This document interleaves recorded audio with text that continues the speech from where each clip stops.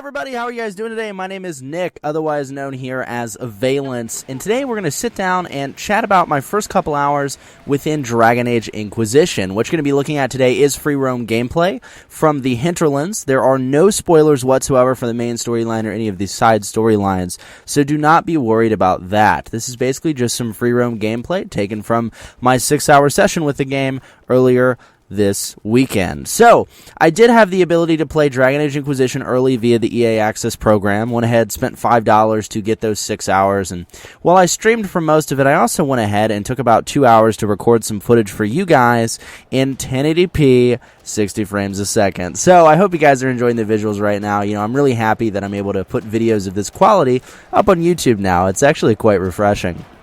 Anyway, though, what you're going to be looking at today is my first Inquisitor. I'm not sure if I'm going to be using this Inquisitor while playing through the actual game when I pick it up. I believe actually in a day is when I'm going to be putting this up, so when I pick it up Monday night. But, you know, nonetheless, I thoroughly do enjoy the Mage's gameplay. Now, the one thing I really like about this is when you do go ahead and build your first character, you are prompted to, you know, pick your class, and the nice thing they added into the game, of course, is you can go ahead and pick your starting gear as well. Now, I know this is like a tiny thing. Maybe I'm the only one that really enjoys it, but I'm able to pick, you know, a mage, and then as a mage, you know, that's that. But when it comes to like a rogue, I can pick dual daggers, or I can pick a bow, or I can pick sword and board for the warrior, or I can pick two-handed for the warrior. And what it does is it gives you 2 of your starting abilities, which is actually quite nice. So you're able to get in there and not spend ability points. Feel a little bit stronger from the get-go, you know, even though it's not, you know, too drastic of a change, right? So anyway, I do want to go ahead and introduce how the game throws you into the world. Again, this is the first 20 or so minutes of the game. I'm not going to talk about specific cutscenes, but rather the general feel for it, which is something I really appreciated. So you are the Inquisitor, right? And you make your Inquisitor and pop out of a Fate Rift that ends up destroying the leaders of the Mages and the leaders of the Templars, which were trying to meet for a peace truce after the events of Dragon Age 2. So naturally, you know, they think that you killed them, right? That they think you brought the rift on, and that's that. So you're actually starting the game as a prisoner, which is a very good homage to Skyrim, which I thought was quite refreshing. They did talk about how this game does have the influences from Skyrim in it, right? The open world search, you know, exploration elements of it, as you guys are seeing right now. And I thought the prisoner homage was kind of cool. I know it fits the Dragon Age storyline, don't get me wrong, but it does feel very similar to Skyrim in the sense that, or I guess any Elder Scrolls game in the sense that you are a prisoner, you are wrongfully accused, and you have a chance to redeem yourself, which I thought was really, really refreshing. Now, you know, all things aside, I have thoroughly enjoyed my time with the game, right? And that introduction basically sets you up as the Inquisitor, and you go to your first little keep, which is known as Haven. And in Haven, you know, one thing I really appreciated is you are the leader. People are going to call you Commander, people are going to call you Inquisitor, and they're not going to bow down to you exactly, but they are going to highly respect you because you did close the first rift. Now, I thought this was really cool because it's awesome to be in a place of power that you can actually develop, right? When you're Hawk in Dragon Age 2, for example, you don't have a lot of say in how the development of your resources and your, you know, your Inquisition, so to speak, right, goes. You're Hawk, you get abilities, you get benefits, but you can't really dictate how you want to use them. And the one thing that was really cool about Inquisition in my first couple hours is, you know, you make the decisions. And, you know, coming off of Mass Effect, right? I mean, a lot of people did not like how in Mass Effect 3 you didn't get to make a lot of decisions, or your decisions didn't culminate into something. And the one thing I really like about Inquisition is your decisions actually matter. You're forced to make decisions, you know? So one thing that I was first introduced to very early on in the game was the war table. Now, the war table is where you're going to make all your massive calls, right? Where you want your Inquisition to focus on, where you want your Inquisition to set up bases at. And, you know, that's the larger scale, right? These are the missions that you're going to be taking on. These are the assignments you're going to be taking on. And you can't always choose all of them, you know. They are constantly evolving. Now, one thing I thought was really cool, though, is I am introduced to the Hinterlands, which is the smallest of the 4 main open free roam maps. Now, it was my assumption that there were only going to be 4 free roam maps in this game, but the really cool thing is there's 4 main free roam maps that are the larger areas, with the Hinterlands being the smallest one. There's additional 3 that you'll unlock as you progress through the game. Now, that being said, there's also a lot of smaller missions which take you to smaller open free roam areas in order to do various things, which is really cool. So, let's say, I guess as an example here, I didn't actually have gameplay footage of it, but to give you an example of the Inquisition, right, and how you're actually able to build it. I was in the hinterlands, and I encountered a bandit that I chased down. Now, this bandit went ahead and led me back to a small castle, which was overlooking the central area of the hinterlands. Now, after wiping out the bandits in that castle, I took out all the bandits that were in the castle. I was able to plant a banner, an Inquisition banner. Now, the cool thing is, after planting that Inquisition banner, I had the opportunity to go back to the war table in Haven and then turn that base into a fortification for myself. Now, the cool thing is, it's not just like my flags are on it. I actually have troops on it. So there's AI troops that are part of the Inquisition, and it turns it into a little base. And these AI troops will engage the Templars and the mages that are circling the area, eventually clearing the area out and securing the road for, people to walk through and allies to walk through, and of course, me to walk through, which I thought was really awesome. So, that's just an example, right? I mean, it's wild how your choices actually influence the game world in this game, and I think it's been such a long time since I've experienced something like that it just blew my mind, So that's the base idea, and again, I don't want to go too into detail with that because I know that a lot of you guys want to experience all this on your own. So the next thing I do want to talk about, though, is combat in this game. So I played as a mage as well as an archer for my, 4 or 5 hours in the story campaign, right? And I enjoyed both. The fact is that combat handles a lot better than it did in 2, and of course a lot better than it did in Origins. Now, the really interesting thing about this is, mages feel extremely powerful, and one thing that I like about mages is they do have a blink teleport now. You guys have probably seen me using it in the gameplay. It's in the Frost Tree, and since I actually love playing a Frost Mage, the one thing I liked that I was able to do is spec out a lot into Frost. So I spent most of my points in Frost with 1 in Electricity and 1 in Fire, which were my, preset talents that they gave me in the beginning of the game. Well, that was a long sentence.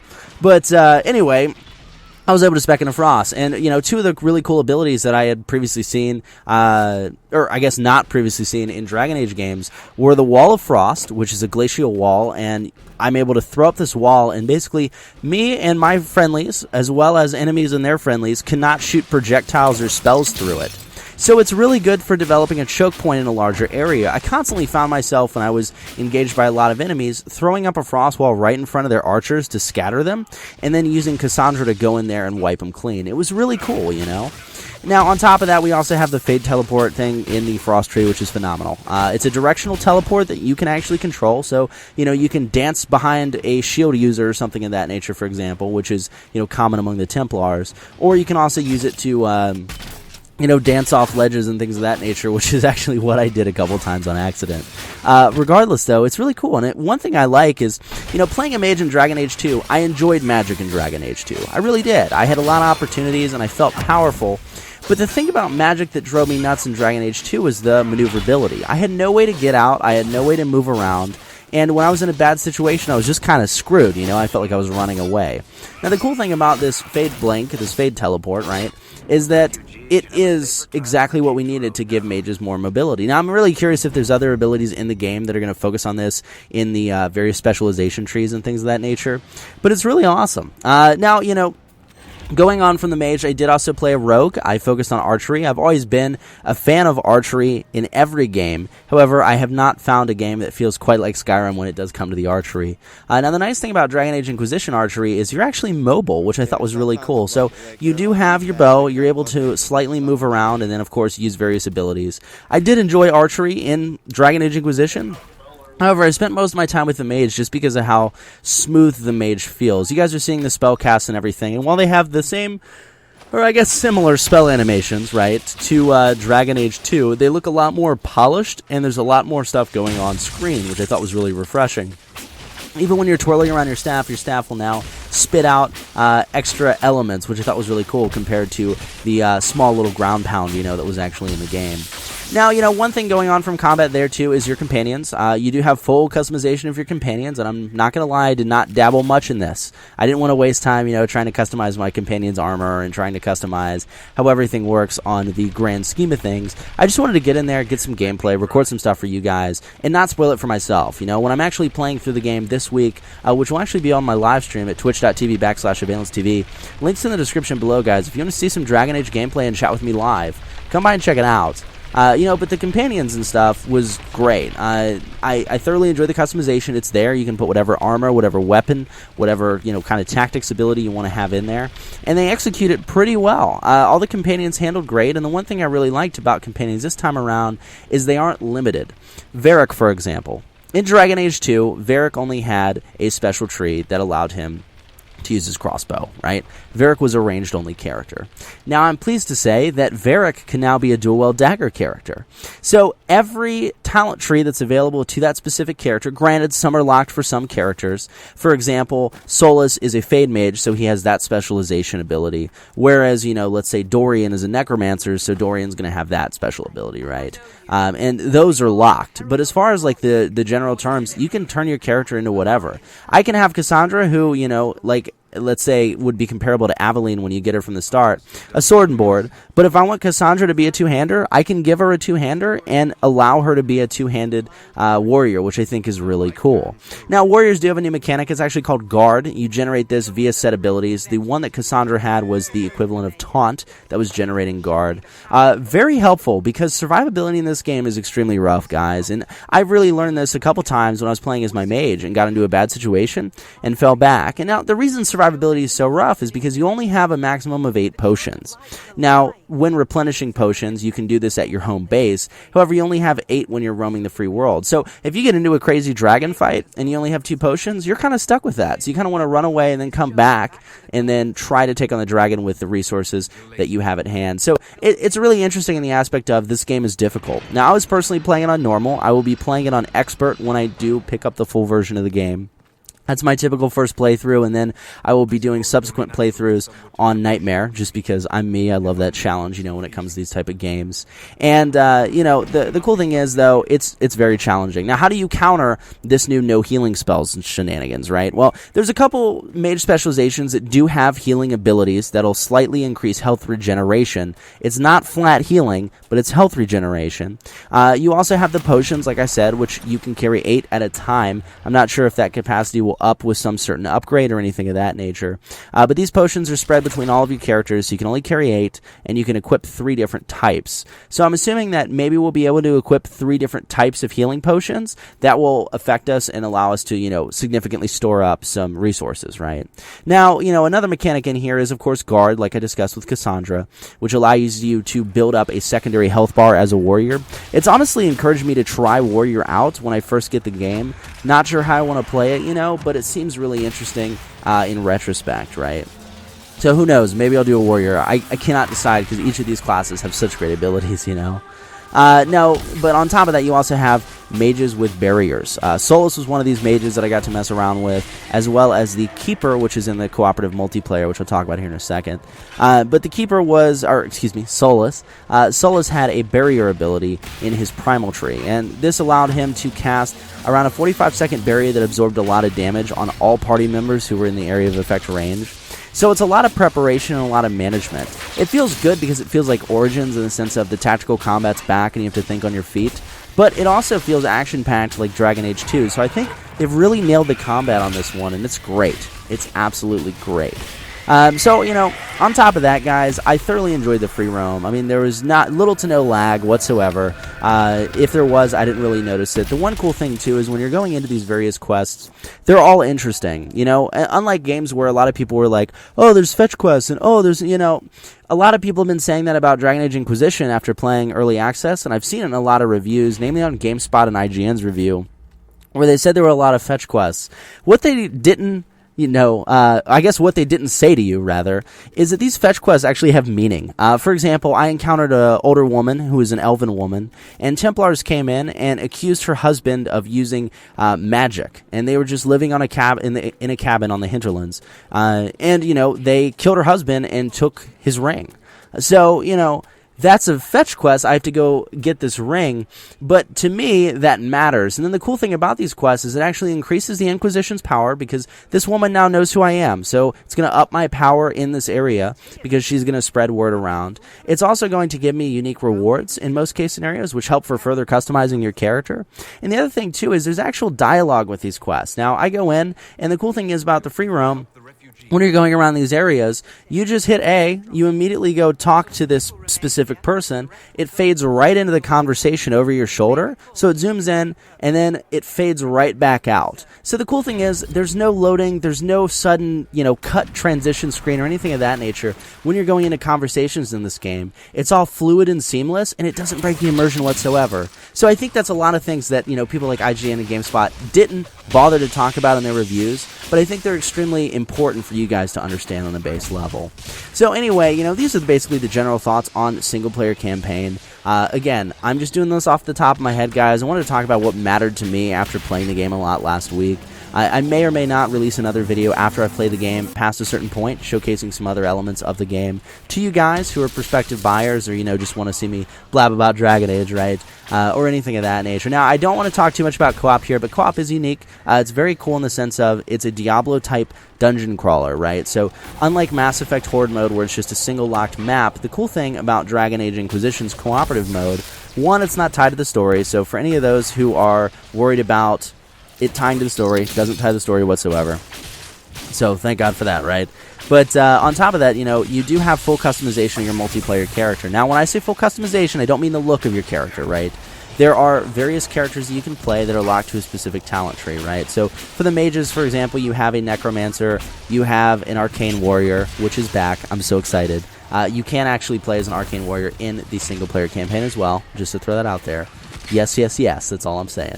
You have an arcane warrior, you have an elementalist, and then you've got the necromancer and the keeper, right? And those specific mages are locked to talent trees that are relevant to those mages, right? So that is important in that aspect. But at the same time, you can do a lot of different things with that, which is really cool. So, the keeper, for example, will have a spirit tree and then a primal tree, whereas the necromancer will have the necromancer tree and then a frost tree and things of that nature. But those trees are fully customizable in the sense of that. Now, the cool thing about these characters as well is that when I say fully customizable, I mean their armor. So while you can't change the look of these characters or the gender of these characters, the one thing that's really cool is you have full customization of your character's loadout, and it reflects visually. So, unlike in Mass Effect where you had, color customization, where, I can pick color, and the way my skin looks. In Dragon Age Inquisition's multiplayer, you can't pick all of the base, how your skin looks, what gender you are, and things of that nature. But what you can pick is your entire equipment loadout, and it actually changes the entire look of your character. So I could have a necromancer in plate armor if I wanted to. Theoretically speaking, I don't know if that's actually a possibility. But I could have a necromancer in plate armor with, a staff, right? And then the staff and stuff will aesthetically change from a visual standpoint. And you'll also have the armor aesthetically changing as well. So while I'm playing the same necromancer character, right, as everyone else in multiplayer, mine can have an extremely unique look, which I think is really cool. Now, outside of this, you have full crafting in multiplayer. So while you're going into these dungeons, which all of them are randomly generated, which I think is really cool. So it does feel a lot like Diablo in the sense of you're going with your friends, you're accomplishing crazy odds, and that's the point of the game, right? While you're going into these, there's various explorable areas that you can bust into with, various abilities. You can get loot and gold is used to buy the chests that you would, very similar to Mass Effect, that give you certain items and things of that nature to help you build up what you've got going on. But, all in all, cooperative multiplayer is really cool. It's exactly what I wanted it to be in the sense of it's extremely challenging. I was playing with random groups, and they were constantly dying because there was no coordination going on. You definitely want to have a very split-up team, 2 mages, an archer, and possibly a warrior, or 2 warriors, an offensive warrior, a tank warrior, and then, a mage and an archer. It's cool in that sense, and there's so much stuff I do want to touch on with this game, like mounts and, character customization, which is amazing, and crafting, and the way Skyhold works and how your decisions actually feel like they matter. But again, I think all of you are better off experiencing it in the game come this week. So, if you guys have any questions whatsoever about Dragon Age Inquisition, if you want to see more gameplay or anything of that nature, feel free to drop me a comment below, and I will be keeping an eye on them throughout the week, helping you guys out with whatever you need. And I may or may not release some more Dragon Age. Again, I'm going to be streaming it all week, and I literally mean all week, over on my Twitch channel at twitch.tv/AvialenceTV. Link is in the description below this video, so click on that, hit the follow button so you know when I go live, and you guys are welcome to come by by and hang out. I'm really excited to stream this game. It feels like I'm going back to my RPG roots, and I couldn't be happier. So anyway, guys, if you enjoyed this video, hit that like button to support the channel, as well as subscribe for gameplay commentary from the latest releases every week. So my name is Nick, otherwise known here as Avialence. Thank you guys so much for joining me for 20 minutes of Dragon Age Inquisition, and I look forward to seeing you guys in the game this week.